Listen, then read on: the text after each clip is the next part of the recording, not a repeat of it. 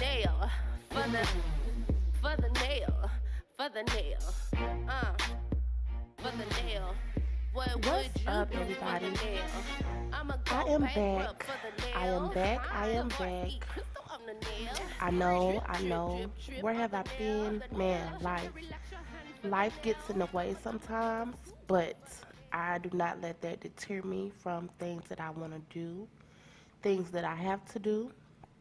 Sometimes you just have to take time off, get your shit together, and jump back in and get back on it. So, with that being said, I'm here and we're going to do what we do. We're going to do what we do. And today we are learning today. We are coming from chapter 5 out of the Milady Standard Nail Technology book. I do have the link posted below. If you do not have the PDF file, the link to get this free copy so that we can learn together, I'm going to need for you to click that link right now, boo. Click it, sis, so we can learn and so we can already know what's ahead of us before we get to school. Also, I do have chapter 2 posted. If you haven't read chapter 2, if this is your first time on my channel, I just want to say welcome. Welcome to Nails Dripping Sauce Squad. And go ahead and read chapter 2. I also have a little quiz posted on the link on chapter 2 as well. You are more than welcome to take that. It's not necessary. You don't have to. Just a little fun for us so we can get into that feeling of being in school. All right, so I'm going to give you guys time to get your shit, get your pencil, get your paper, whatever. And yeah, so we can study from chapter 5. Chapter 5 is talking about infection control principles and practices. So while you're doing that, I just want to chit chat. Summer is damn near over with.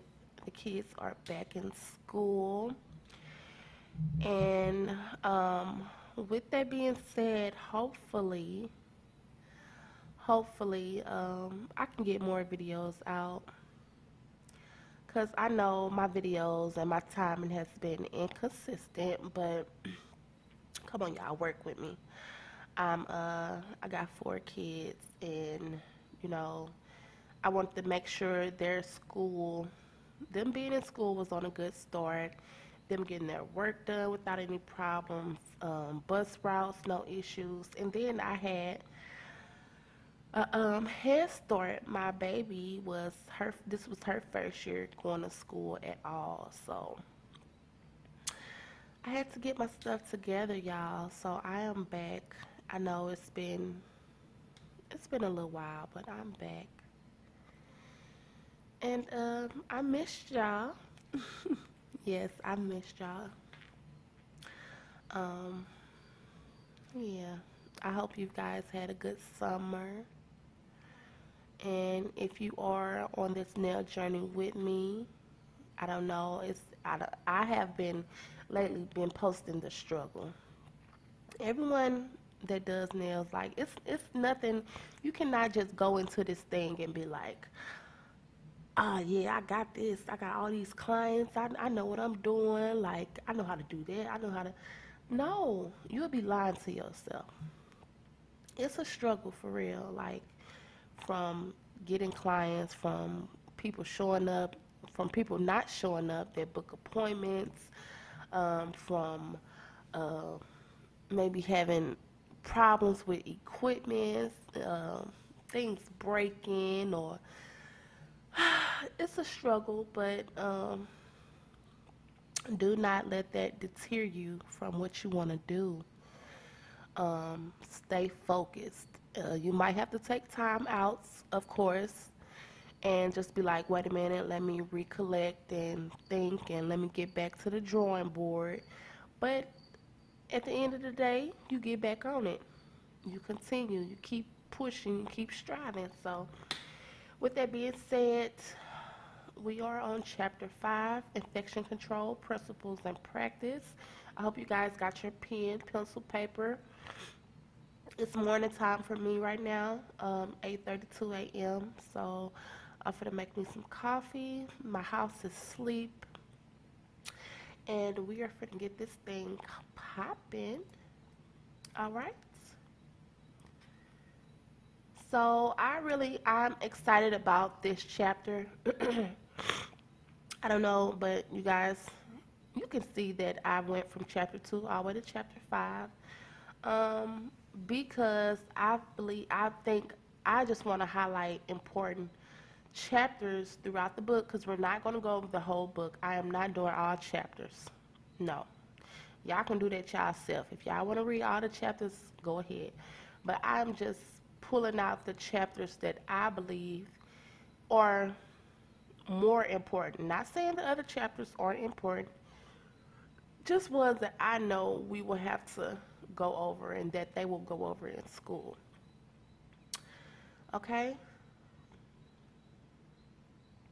So chapter outline, why study infection control?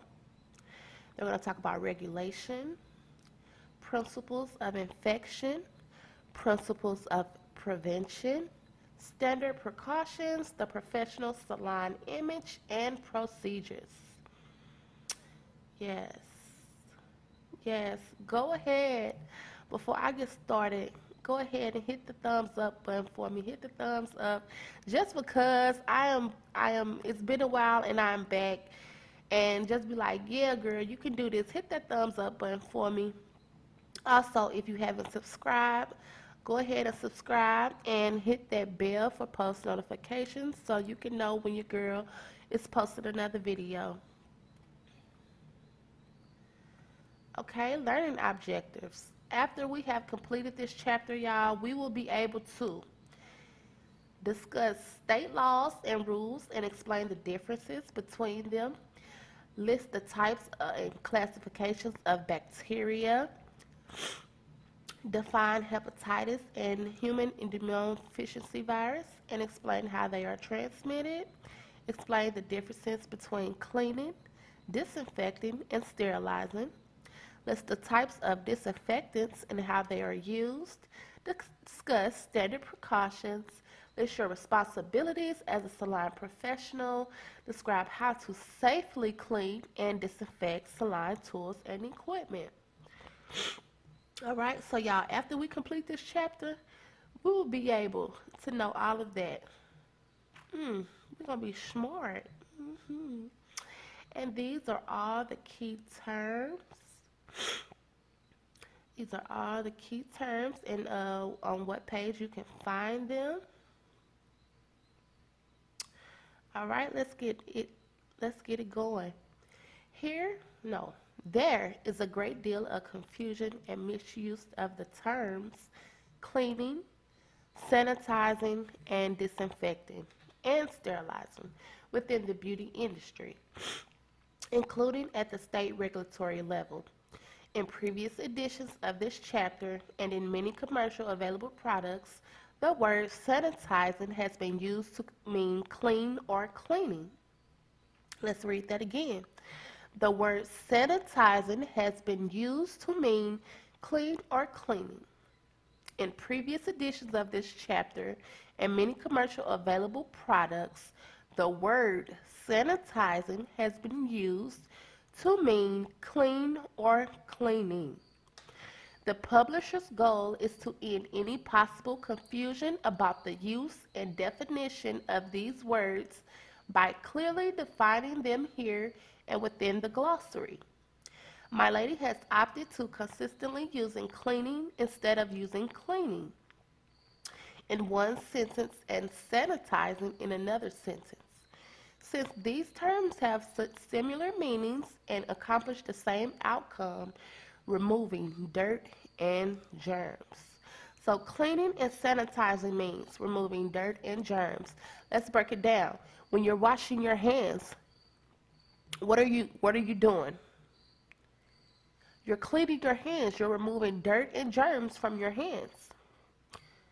The word cleaning is defined as a mechanical process, scrubbing, washing your hands. When you're rubbing them together, you're scrubbing, using soap and water or detergent and water to remove dirt, debris, and many disease-causing germs.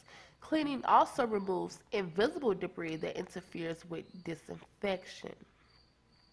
The word sanitizing is defined as a chemical process used to reduce the number of disease-causing germs on surfaces to a safe level, which is what cleaning accomplishes.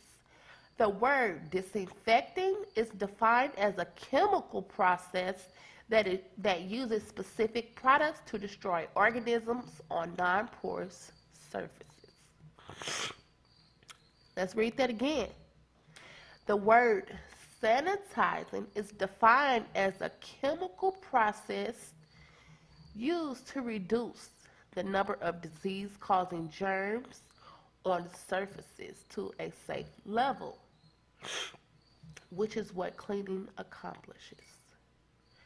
The word disinfecting is defined as a chemical process that uses specific products to destroy organisms on non-porous surfaces.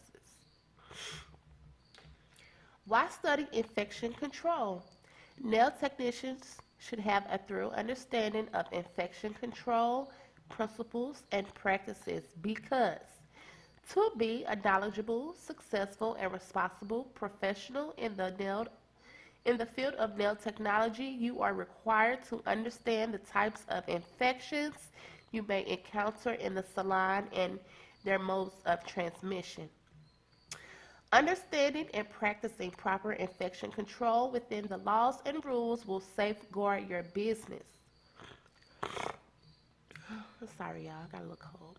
Respecting the chemicals in the cleaning and disinfecting products that you use and knowing how to safely use them will help keep you, your clients, and your salon environment safe.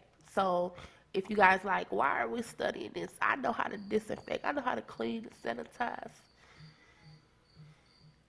You might do, but reading this chapter will give you a thorough understanding of infection control and principles and practice because you'll be more knowledgeable. If you're more knowledgeable about things, you'll be more aware of things.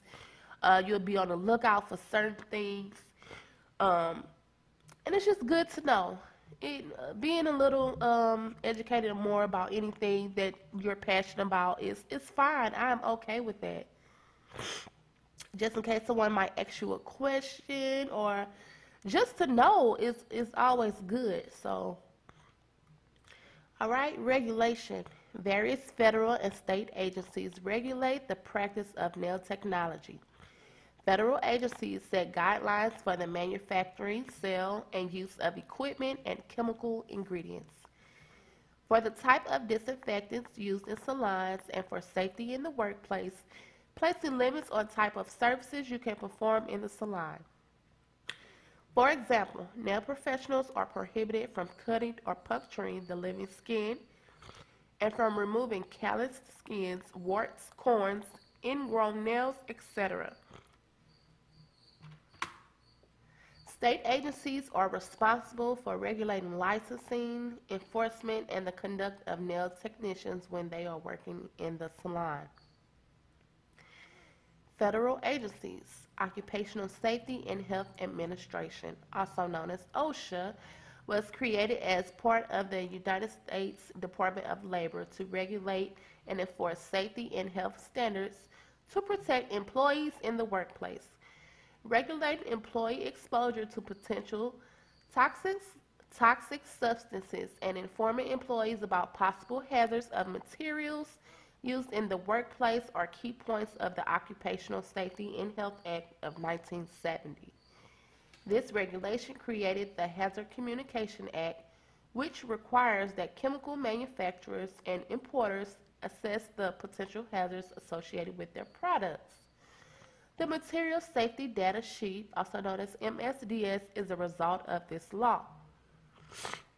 I'm sure you guys are familiar with OSHA and MSDS. It's also, they changed the name to SDS, but certain workplaces where you go, if you're dealing with chemicals and cleaning products and hazardous products, they have OSHA sheets and papers and guidelines and stuff that you might see in your break room area, or you might see them put up in certain areas of where you work. It shows you just like it shows you like the ounces, how to mix. It shows you if it get in contact with your skin or your eyes, what to do. If swallowed, what to do, who to call, what number to call. It also shows you, like some places might have like an eye rinse station, depending on what chemicals you use in the workplace. Fire extinguishers, just things in that sort. I'm sure throughout your life you've seen these things posted up or, listed somewhere. This is just showing you what is, how did they come about with this, and it protects the employees. So you'll know you got to clean with this product, but you also want to know how harmful it is if you get in contact with it on your skin, if it get in your eyes, things in that sort.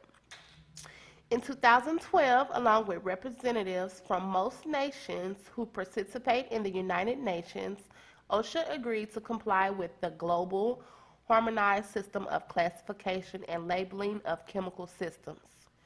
This initiative was designed to create label standards to be used around the globe and includes the use of specific pictograms to indicate possible safety concerns, as well as adoption of a 16 category standard format, SDS. So this is the new one, safety data sheets. They're now known as safety data sheets instead of material safety data sheets. They just changed name to replace the MSDS. In 1983, the Hazard Communication Standard gave workers the right to know.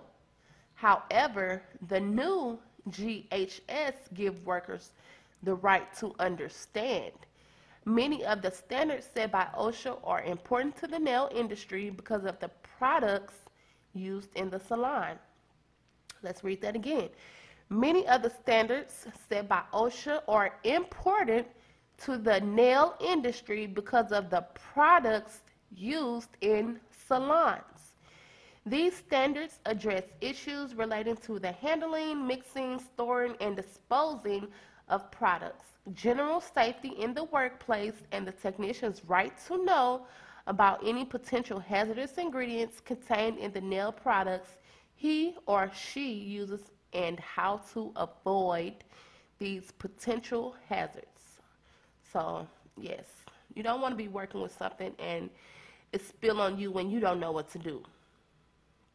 No, boo-boo.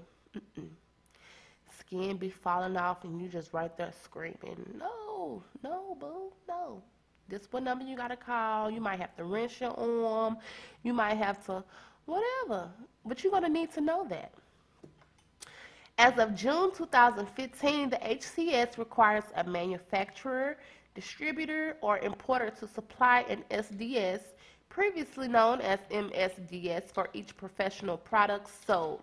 Both the MSDS and the SDS contain information supplied by a manufacturer about its products, including the names of potential hazardous ingredients, safe use and handling procedures, precautions to reduce the risk of accidental harm or overexposure, flammability, warnings, useful disposal guidelines, and medical and first aid information should it ever be needed for any reason. See what I just told you? See? The new SDS contains 16 categories of information. All SDS sheets will be organized identically. The categories are, if you want, you can write this down. These are just the 16 categories on the new SDS. You don't have to write it down, but I myself will, because at the end of each chapter, I quiz myself, I test myself just to see, okay, April, was you paying attention? You're going to need to know this because you're going to see it again when you start school. Number one, I won't read everything. I'm just going to read the I guess the names of it. Okay? So like number one is identification. And it just gives you the definition of what's on there of identification. Number one, identification. Number two, hazard identification. Number three, composition information on ingredients. Number four, first aid measures. Number five, firefighting measures. 6, accidental release measures. 7, handling and storage. 8, exposure controls, personal protection. 9, physical and chemical properties. 10, stability and reactivity. 11, toxicology information. 12,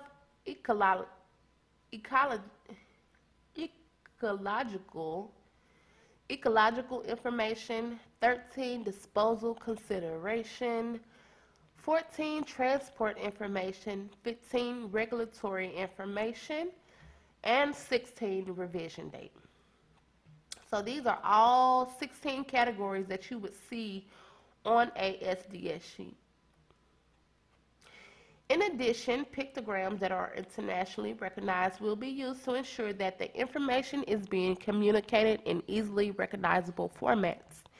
When necessary, the SDS can be taken to a doctor so that the situation can be properly treated. OSHA and state regulatory agencies require that SDS for all professional products be kept in the salon, available for reference by nail technicians and other staff during normal hours of business. Either OSHA or state board inspectors can issue fines to salons that do not have SDS available during regular business hours. There are also SDS-related training requirements. Employees must regularly, yearly train workers on how to read and understand SDS and OSHA regulations. Federal and state laws require nail salons to obtain an SDS from their manufacturers and or distributors for each professional product that you use. You can often download them from the product manufacturers or the distributor's website. The absence of SDS may pose a health risk to anyone in a salon who is exposed to potential hazardous material and is a violation to federal and state regulations. Take the time to read all of this information to be certain that you are protecting yourself and your clients to the best of your ability. Okay, so with that being said, okay, like I said, that certain workplaces that I used to work, they will have this stuff up. Now, I don't know if because we are considered the customers that we don't supposed to see these sheets, but in certain nail salons, not in certain, all the salons that I have been in since before I stopped going to nail salons, I've never seen them. I've never seen any unless they have them in an area where only the employees see them, like in their break rooms or whatever. But I don't know. I don't never see them. I don't see any SDS sheets put up or things in that sort. So if you guys ever see these in your nail salons that you go to, if you go to nail salons, or if you know anyone that has a home salon and they have their SDS sheets and OSHA standards put up, comment below, because I never really see it. Not saying that they don't have them, but I just didn't know if they're supposed to have it in an area to where customers can see it as well. I just don't know. So if anyone knows, let me know.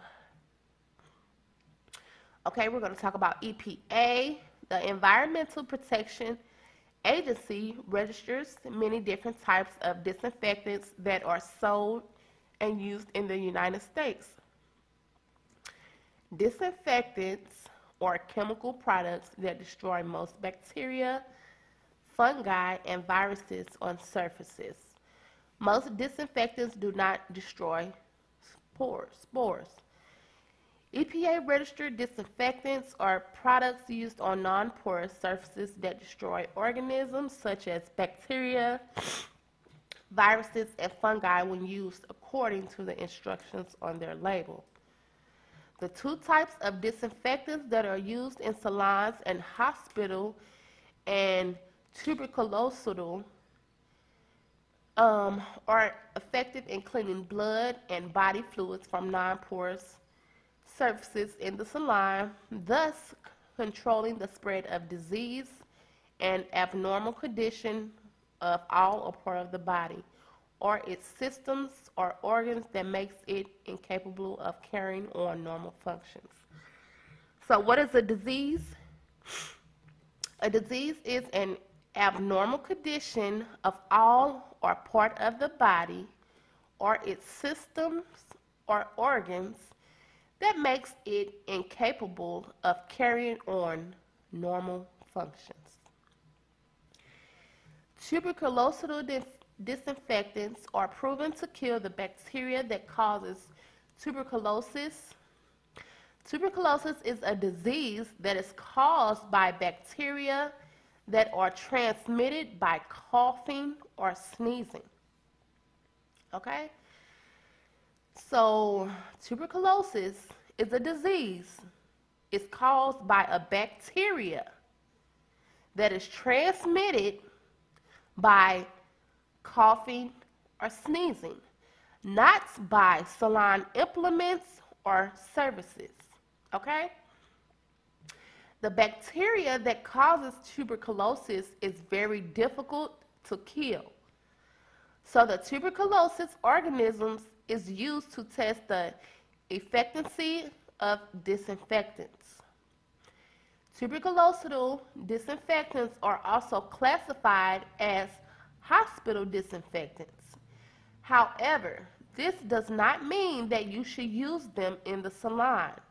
Let's repeat that.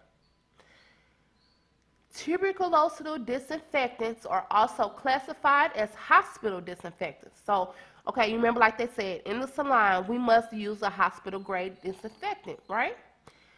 However, this does not mean that you should use them in the salon. In fact, tuberculosis disinfectants can be harmful to salon tools and equipment and require special methods of disposal. So we should not be using, as nail technicians in the salon, we should not be using any type of tuberculosis disinfectant. We should use other hospital grade disinfectants such as barbicide. That is the hospital grade disinfectant. There's a lot of more out there that you can find on nail supply superstores. What else? Review the rules in your state. So, in your state, because other states might differ from where you live. Review the rules in your state to be sure that the product you choose complies with requirements. Also, check with the implements or equipment manufacturers to determine if there are any incompatibilities with various disinfectants. I know I just messed that word up.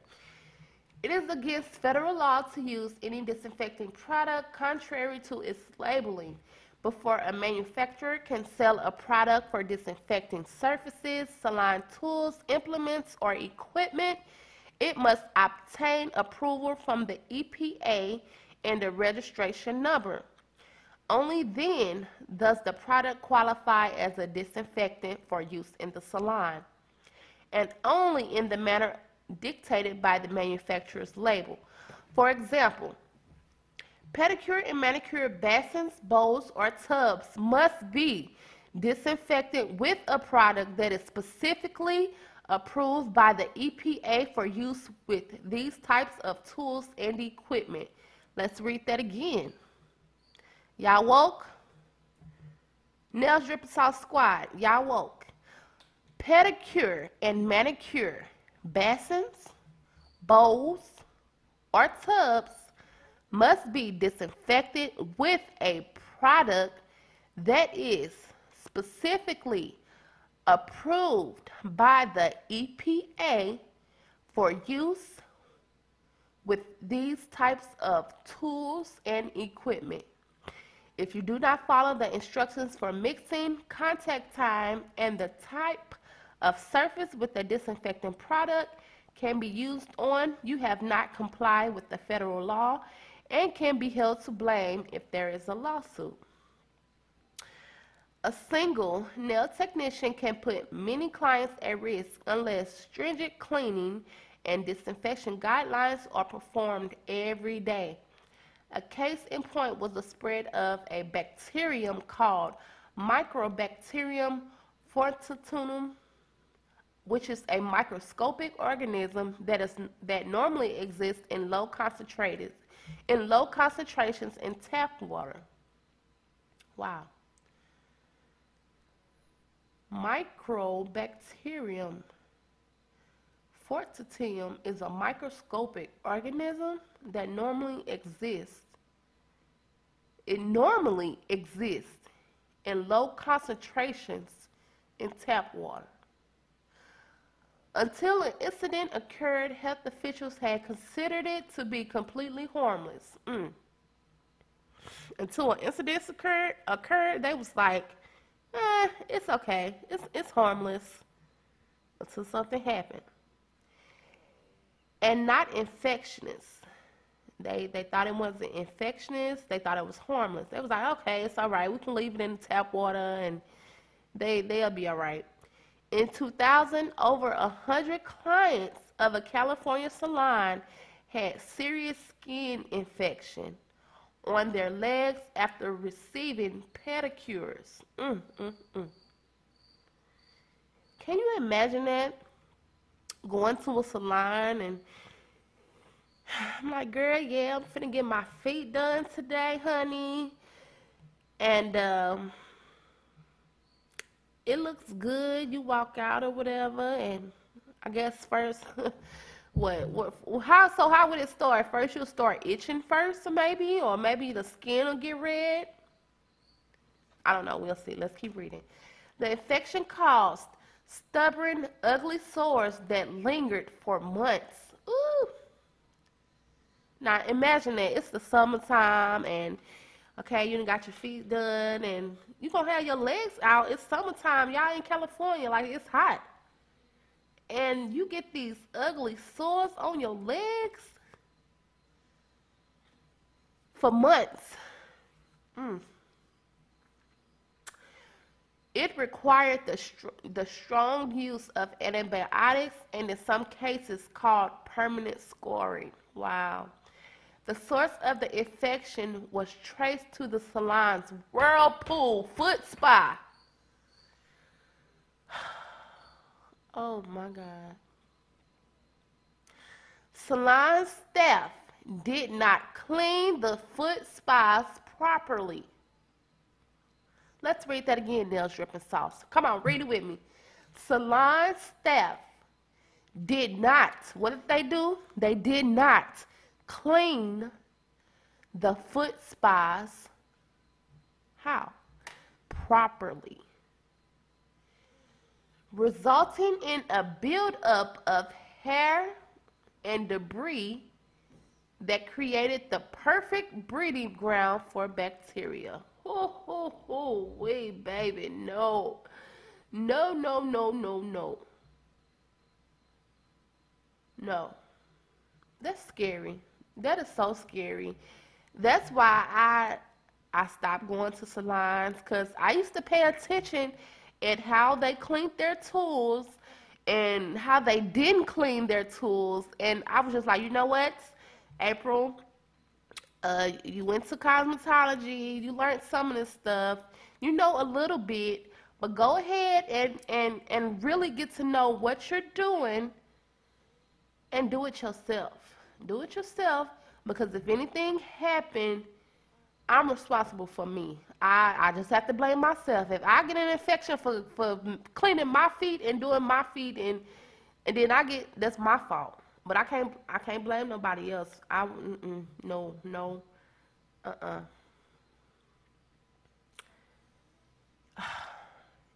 Properly. Okay. We're gonna take a moment right now. All of y'all that's nail technicians, regardless if you don't have your license, if you have your license, regardless if you're in another salon, regardless if you're in home salon, um, look at your cleaning products, your disinfectants. Make sure it's compliable within your state. Make sure that it's compliable with the tools that you're using, the implements that you're using. Make sure you're reading the back of those labels. Make sure you are mixing the right amount of product. Make sure you're cleaning first before trying to disinfect. You're cleaning first to remove the dirt and the debris, because sometimes when there's so much dirt and debris on implements, it's hard for the disinfectant to really disinfect the products because of the debris and dirt on it. So always clean and wash first, and then disinfect your tools. Make sure, depending on how hazardous the material, no, not depending on, make sure you always using gloves when cleaning your tools. Make sure you're using sometimes safety glasses, so nothing won't splash in your eye. It's important. Because who trying to get sued? Who got some money? Who, ain't nobody got time for that. So that's why I say chapter 5 is so important. Man, it is so important. Okay? Man. The outbreak was a catalyst for change in the industry. As a result, the state of California issued specific requirements for pedicure equipment in the hope of preventing a future outbreak. In spite of their efforts at that time, there have since been other outbreaks affecting hundreds of clients, and not only in California, in Texas. In Texas, a family of a paraplegic woman sued a salon. Okay, why did she sue the salon? In Texas, a family of a paraplegic woman sued a salon, charging that the woman died. This woman died because of an improperly disinfected pumice stone. A pumice stone.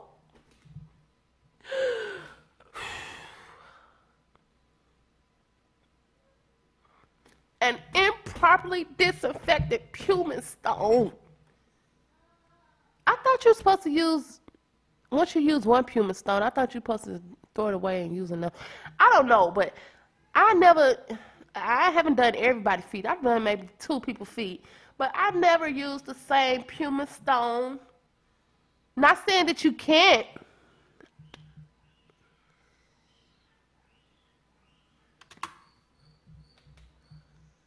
This improperly disinfected pumice stone caused an infection on her foot that spreaded, and it resulted in a fatal heart attack.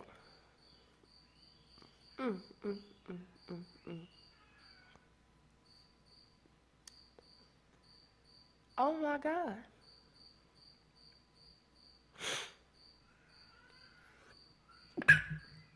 Excuse me. An improperly disinfected pumice stone caused an infection on her foot, and this infection spread it all the way throughout her body and caused a fatal heart attack.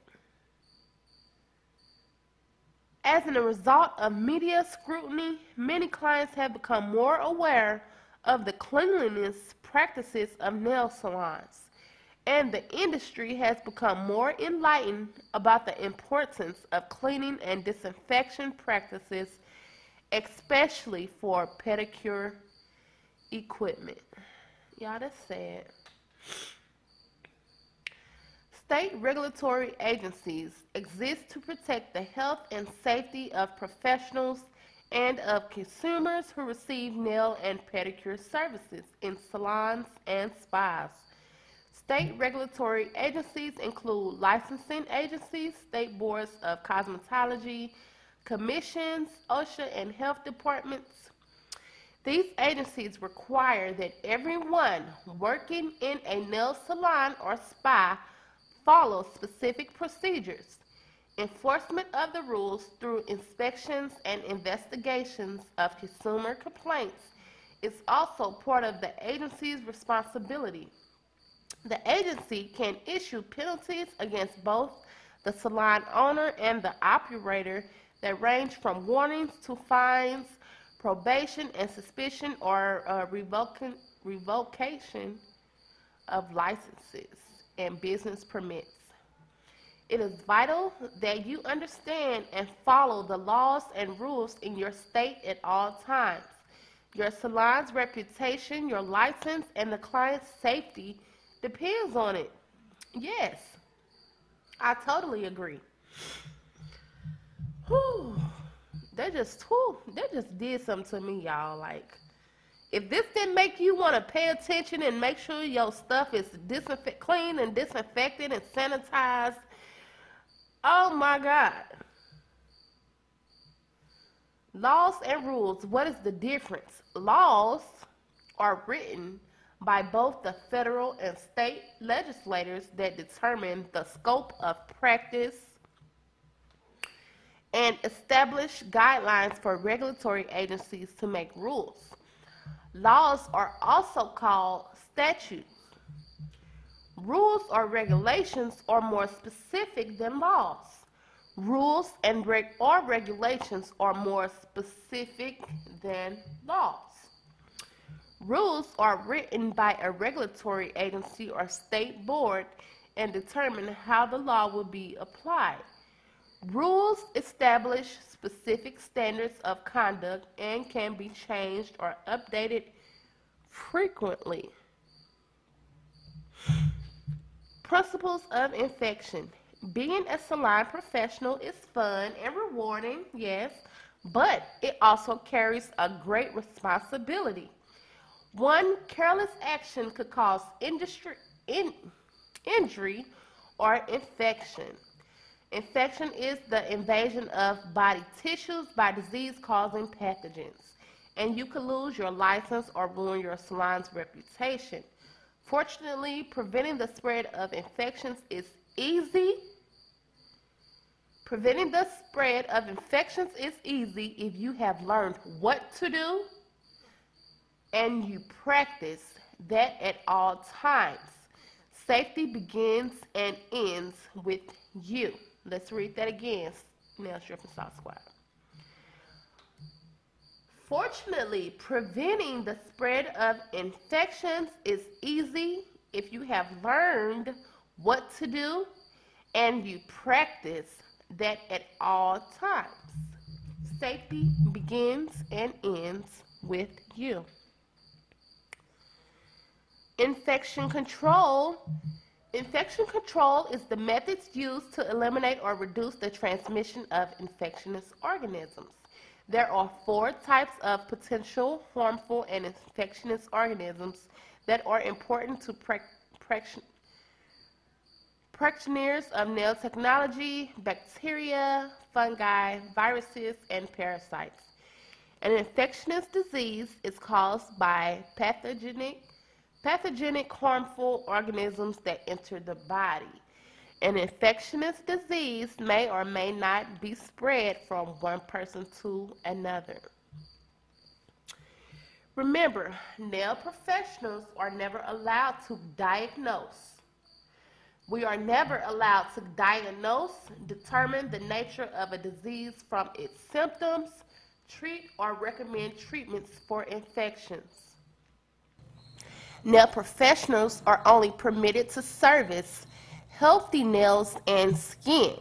What you will learn in this chapter will teach you how to properly clean and disinfect tools and equipment so they are safe to use on clients.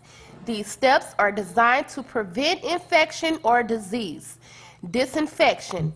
Disinfection is a chemical process that uses specific products to destroy organisms on non-porous surfaces. Let's read that again. Disinfection. Disinfection is a chemical process that uses specific products to destroy organisms on non-porous surfaces. Disinfectants used in salons must be bactericidal, capable of destroying bacteria. Bactericidal is capable of destroying bacteria. Disinfectants used in salons must be bactericidal. They are capable of destroying bacteria. Fungicidal is capable of destroying fungi, and virucidal is capable of destroying viruses. Be sure to mix and use these disinfectants. And legal obligation to protect consumers from harm by using proper infection control procedures. If clients are infected or harmed because of a service or an infection control procedure is not performed correctly, you may be found legally responsible for their injuries or infections. Bacteria. Bacteria are one-cell microorganisms, organisms of microscopic or submicroscopic size with both plant and animal characteristics. Some are harmful, some are harmless. Bacteria can exist almost anywhere: skin, water, air, decayed matter, body secretions, clothing, or under the free edge of nails. Let's read that again. Bacteria can exist almost anywhere: skin, water, air, decayed matter, body secretions, clothing, or under the free edge of nails. Bacteria are so small they can only be seen with the microscope. In fact, 1,500 rod-shaped bacteria will fit comfortably on the head of a pin.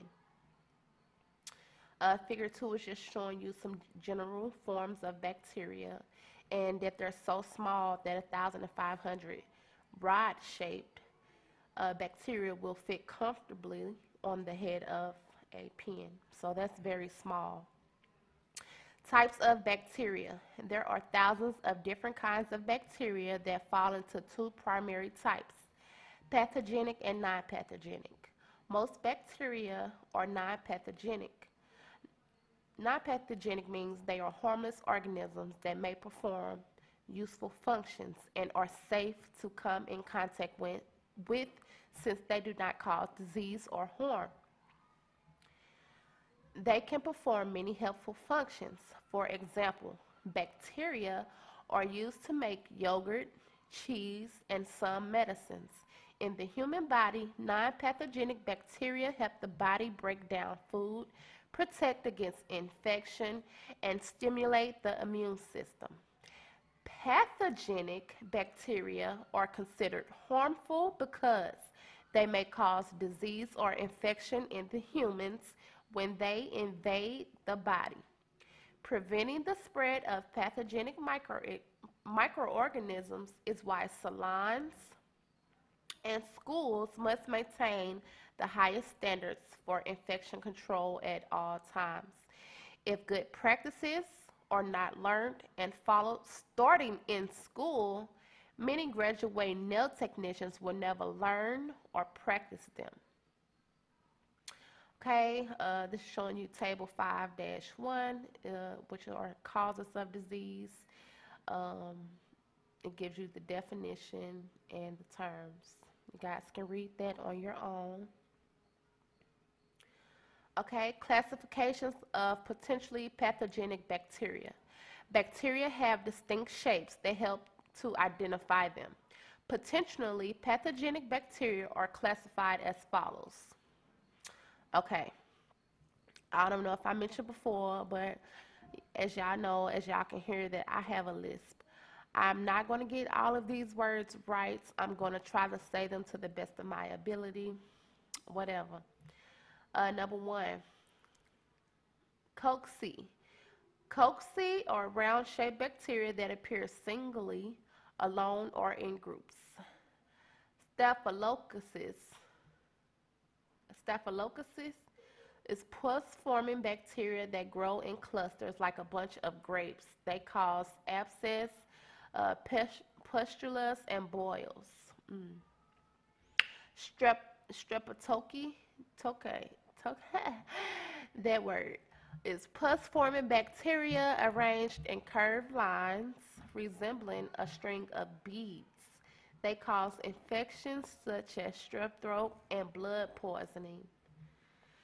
Y'all remember when we was in school how they used to get out the microscopes and we used to look at different bacteria and stuff through the microscope. And I remember they just used to show just different ones, and as they described it, it reminded me of what I used to see through the microscope. But Diplodocus, Diplodocus is spherical bacteria that grow in pairs and cause disease such as pneumonia. Wow, so figure 3 through 6 shows you the different ones. My babies won't let me be great. They keep calling me, especially not my youngest girl, but my middle baby. She won't let me get a break. Okay, I'm keep going. Okay, Bacilli is singular, Bacillus, short rod-shaped bacteria.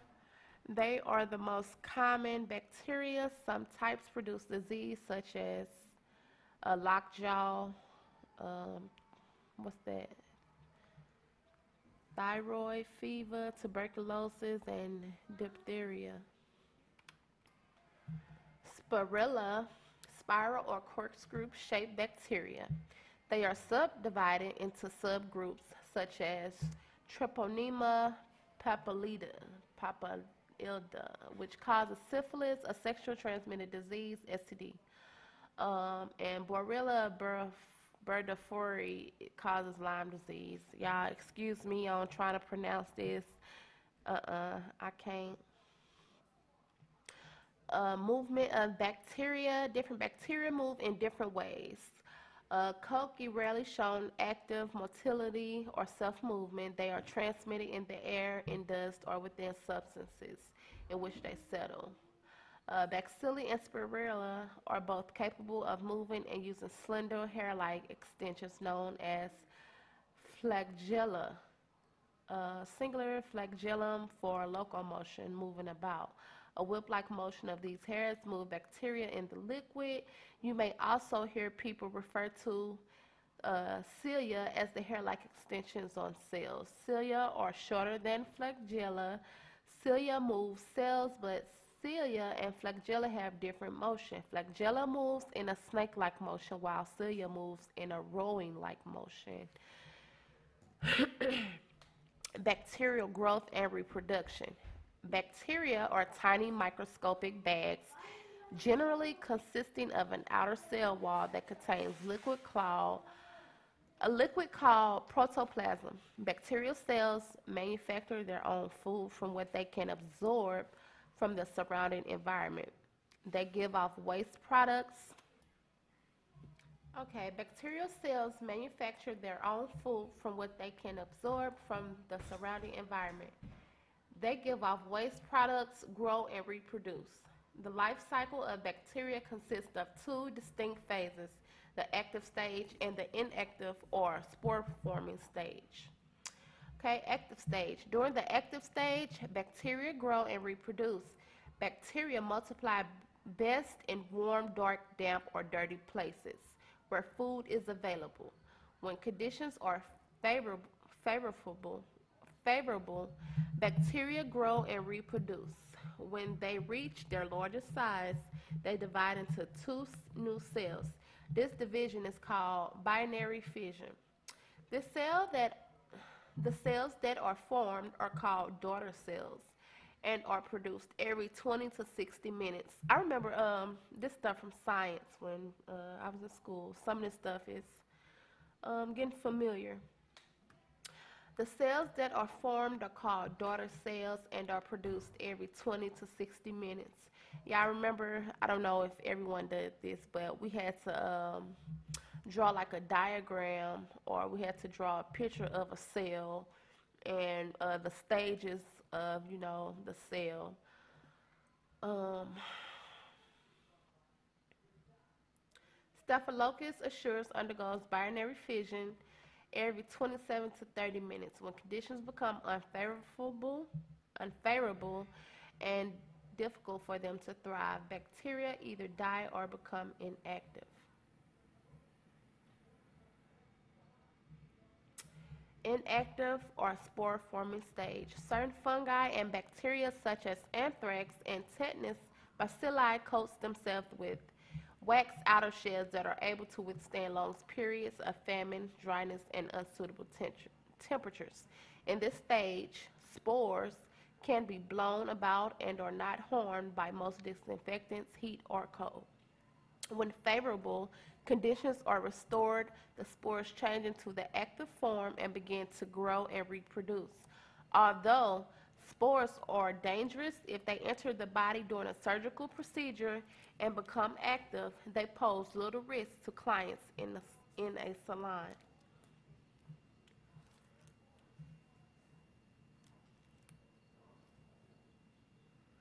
Bacterial infections. An infection occurs when body tissues are invaded by disease-causing pathogenic bacteria. There can be no bacterial infection without the presence of pathogenic bacteria. So if they are eliminated, clients cannot become infected. Pus is a fluid created by tissue inflammation, a condition in which a part of the body reacts to protect itself from injury, irritation, or infection. Inflammation is an unhealthy condition characterized by redness, heat, pain, and swelling. Inflamed tissue contains white blood cells, bacteria, and dead cells, while the presence of pus is a sign of a bacterial infection. A local infection, such as a pimple or abscess, is confined to a particular part of the body and is indicated by a lesion containing pus. Inflamed skin should never receive services in the salon setting, since it is likely indicates infection or some other medical condition. So if you see somebody with inflamed skin, they should never receive services, because inflamed skin is like inflammation. Inflammation is the body reacting to protect itself from injury, irritation, or infection. So it could be infection because it's inflamed. Wow. And it talks about Staphylococcus, which is one of the most common human bacteria, are normally carried about 1/3 of the population. Staph can be picked up on doorknobs, countertops, and other surfaces, but are more frequently spread through skin-to-skin contact, such as shaking hands or using unclean files or implements when performing services. If these bacteria get into the wrong place, they can be very dangerous. Although rare, considering the number of nail services performed every year, there are lawsuits brought against nail salons and nail technicians for allegedly causing staph infections during the performance of their service. Don't let this happen to you or your clients. Staph is responsible for food poisoning and a wide range of diseases, including toxic shock syndrome. Some types of infections, bacteria are high resistant to certain antibiotics. For example, the staph infection, methicillin resistant, Staphylococcus aureus. Okay, MRSA. I know I keep saying MRSA, but I think it's pronounced as MRSA. Don't, I might be wrong, but I think it means MRSA. Historically, MRSA occurred most frequently among people with weakened immune systems or those who had undergone medical procedures. Today, it has become more common in otherwise healthy people. Clients who appear completely healthy may carry this organism and bring it into the salon to infect others. Some may not be aware of their infections. Others may show more obvious symptoms. The symptoms usually appear in skin infections, such as pimples and boils, that can be difficult to cure. MRSA infections have at times resulted in death, which is why it is important to clean and disinfect all tools and implements used in the nail salon. You owe it to yourself and your clients. Remember, if proper cleaning and disinfection procedures have been observed, these deaths could likely have been avoided. There's a large amount of scientific and medical evidence to prove that cleaning and disinfection works very well to protect against the spread of infection. When constantly and properly performed, they are the best way to ensure that your clientele are protected. Also, never perform your services if the client's hand or feet show visible signs of infections or other unhealthy conditions. Nail technicians are only allowed to work on healthy nails and skin. Nail technicians are never permitted to diagnose, treat, or service unhealthy conditions, nor can they suggest or prescribe any type of treatment for these conditions. To do so is in violation of federal law. When a disease spreads, from one person to another, it is said to be contagious disease. Some of these most common contagious diseases that will prevent a salon professional from servicing a client are the common cold, wingworm, conjunctivitis, which is known as pink eye, viral infections, and natural nail or toe and foot infections. The chief source for spreading these infections is dirty hands, especially dirt under the fingernails and on the webs between the fingers. Disease may also be spread by contaminated implements, cuts, infected nails, open sores, pus, mouth and nose discharges, shared drinking cups, telephone receivers, doorknobs, and towels. Uncovered coughing and sneezing by spitting in public also spread germs. Okay, and it talks about table 5-2. It just gives you the terms and the definition of the terms. And these are all related to disease. You guys can read those on your own. Because I got to get this done and over with. Y'all just don't know how many times I had to pause and stop and pause and stop. I'm getting this done and over with today.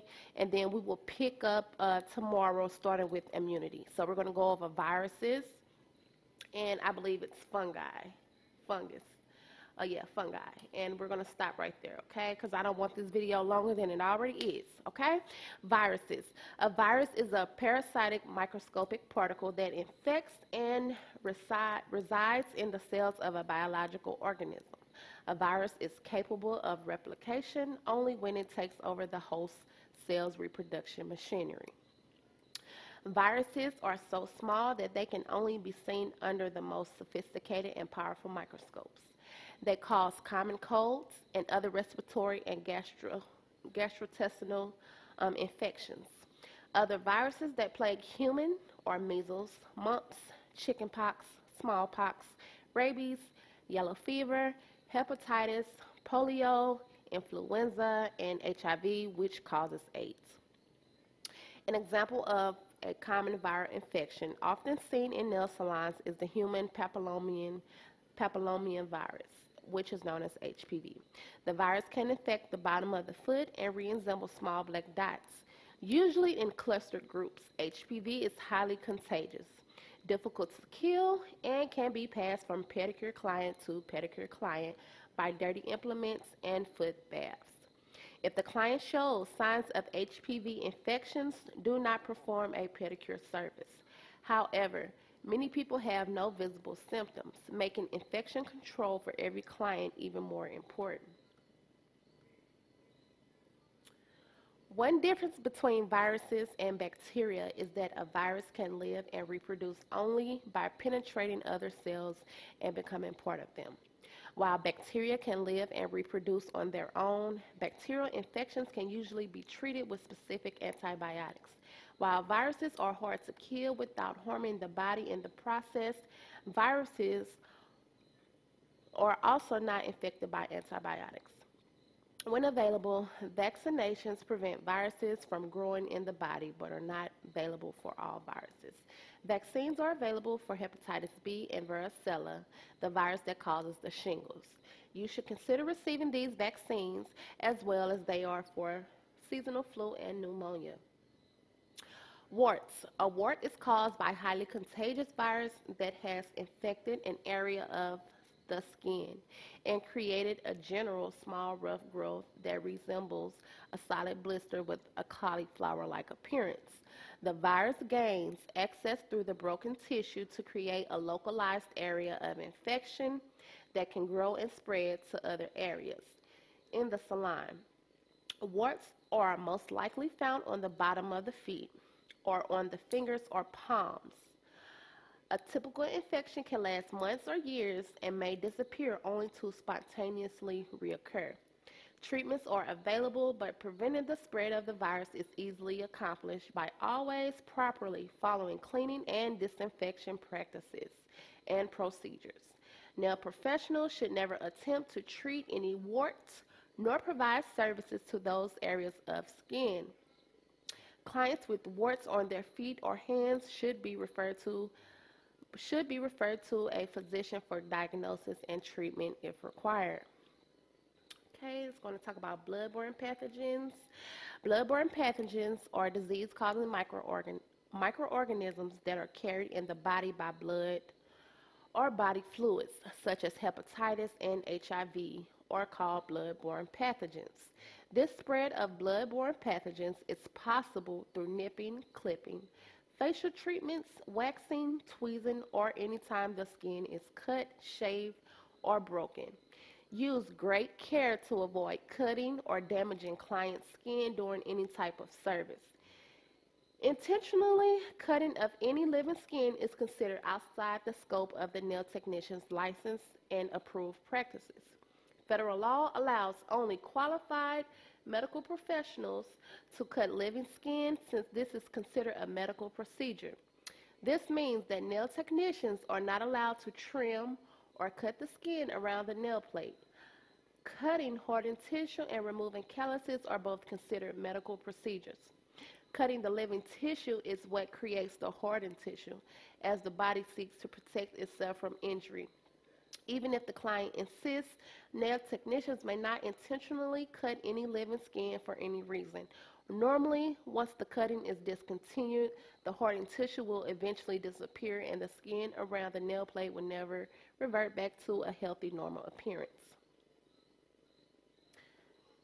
Okay, so let's not get that confused, because at first I had got that confused with removing the cuticle or the eponychium. Remember, that part of the skin, that's dead. Remember, as long as you don't remove too deep and you know what you're doing and you're using the right implements, you shouldn't have to worry about cutting any live tissue, because that tissue is already dead. It's already dead. When you're pushing back the cuticle and you're removing that dead skin that's on the nail plate, it's already dead. So don't get freaked out. I did at first. I didn't understand it, but I had to go and keep reading. All right. Hepatitis. A bloodborne virus causes hepatitis, a disease that damages the liver. In general, it is difficult to contract hepatitis. However, hepatitis is easily to contract than HIV because it can be present in all body fluids of those because it can be present in all body fluids of those who are infected. Unlike HIV, hepatitis can live on a surface outside the body for long periods of time, it is vital that all surfaces with which a client comes in contact are thoroughly cleaned. So hepatitis, unlike HIV, hepatitis can live outside the body, and it's present in all body fluids: sneezing, slop, um, vaginal secretions, um, what have you. And it can live outside the body. So that's why you make sure you wipe your tables down, your doorknobs, anything that your clientele comes in contact with. Okay? There are two types of hepatitis that are of concern within the salon: hepatitis B and hepatitis C. Hepatitis B is the most difficult to kill on the surface. So check the label. Now remember, hepatitis B is the most difficult to kill on a surface. So check the label of the disinfectant you use. Be sure that the product is effective against it. Hepatitis B and C are spread from person to person through blood and less often through other body fluids, such as semen and vaginal secretions. Those who work closely with the public can be vaccinated against hepatitis B. You may want to check with your doctor to see if this is an option for you. HIV and AIDS. Human immunodeficiency virus is the virus that causes acquired immune deficiency syndrome, which is AIDS.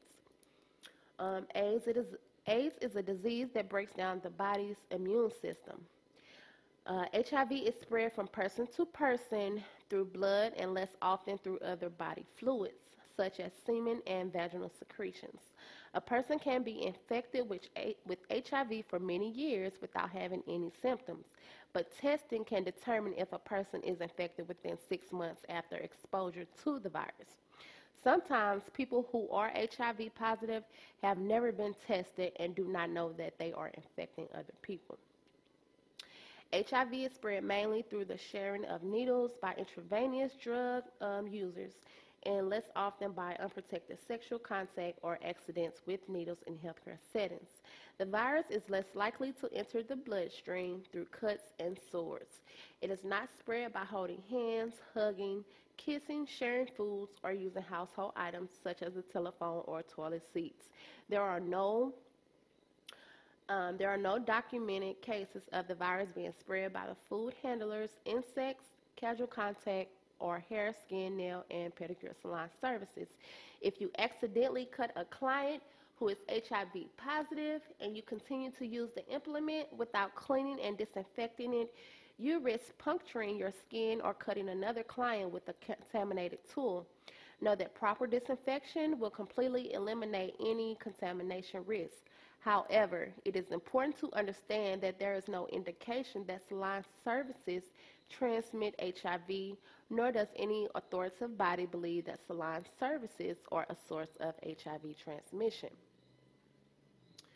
We are almost done, y'all. I'm glad y'all sticking with me. Go ahead, hit that like button. If you ain't hit that like button, wake up, wake up. We got about one more page to read, and we will be done for today. Let's talk about fungi. Fungi is single-cell organisms that grow in irregular masses that include molds, mildew, and yeast. It can produce contagious diseases such as wingworm. Mildew affects plants or grows in inanimate objects, but does not cause human infections in the salon. Nail infections can be spread by using dirty implements or by not properly preparing the surface of the natural nail before enhancement products are applied. Nail infections can occur on both hand and feet. Fungal infections are as much more common on the feet than hands, but bacterial infections can occur on both. Both bacterial and fungal infections can spread to other nails or to other clients unless everything that touches the client's skin is either properly disposed of, meaning single-use term, one time only. Sometimes they be having a disposable manicure and pedicure kits that you can get one-time use and you throw it away. Or properly cleaned and disinfected before reuse. The FDA has determined that topical treatment applied directly to the fingernails. Now listen to this, y'all, because they have a lot of topical treatments out there for fungal infections. uh, the removing fungus and all that stuff. The FDA has determined that topical treatment applied directly to the fingernails, skin, and toenails are not effective in eliminating fungal infections. In short, they don't work. The FDA prohibits the sale of antifungal products for fingernails and toenails without a medical prescription. Question: is that the same thing as the fungal removers like that you get on your finger, or is that a whole different type, another type of bacteria or infection? I'm confused because I have seen some. How pathogens enter the body. Pathogenic bacteria, viruses, or fungi can enter the body through broken skin, such as a cut or scratch, the mouth, contaminated water, food, or fingers, the nose, inhaling dust or sprays from sneezing, the eyes or ears, less likely but possible, unprotected sex. The body prevents and controls infection with healthy, unbroken skin, which is the body's first line of defense, body secretions such as perspiration and digestive juices, white blood cells within the blood that destroys bacteria, antitoxins that counteract the toxins, any of various poisonous substances produced by some microorganisms, which is bacteria and viruses. Parasites are organisms that grow, feed, and shelter on or in another organism while contributing nothing to the survival of that organism, referred to as a host. Y'all, a lot of this stuff is coming back to me. Y'all remember in health class, y'all remember in science class when we learned a lot about this. So some of the stuff you will remember from when you were younger and when you were in school.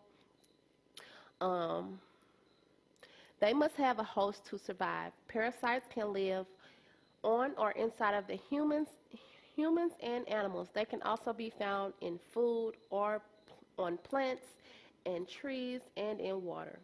Scabies is a contagious skin parasite disease that is caused by the itch mite, which burrow underneath the skin. Contagious disease and conditions caused by parasites should only be treated by a doctor. Contaminated countertops, tools, and equipment should be thoroughly cleaned and then disinfected with an EPA-registered disinfectant used as directed, or 10% bleach solution for 10 minutes. All right, we're done. Like I said, we're going to pick up immunity tomorrow. I know this video is long. Thank you for staying with me. And we're going to pick up from immunity, and we're going to finish up chapter 5.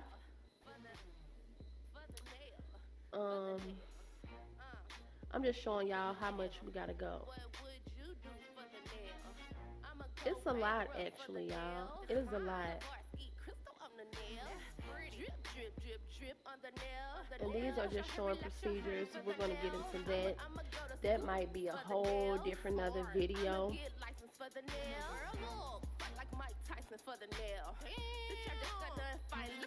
We got a lot of procedures on here just showing you how to properly clean and wash. So, yeah, that's all. Then once you know, you see the review questions, then you know the chapter over with. Then there starts chapter 6. But yes, we're going to finish up the rest tomorrow. And I thank you guys for staying with me and for reading along. Make sure you give this video a big thumbs up. Make sure you subscribe and join nailzdrippingsauce squad if you haven't joined yet. Thank you for watching. Love you for watching. I'll see y'all next time. For the nail, never step. What would you do?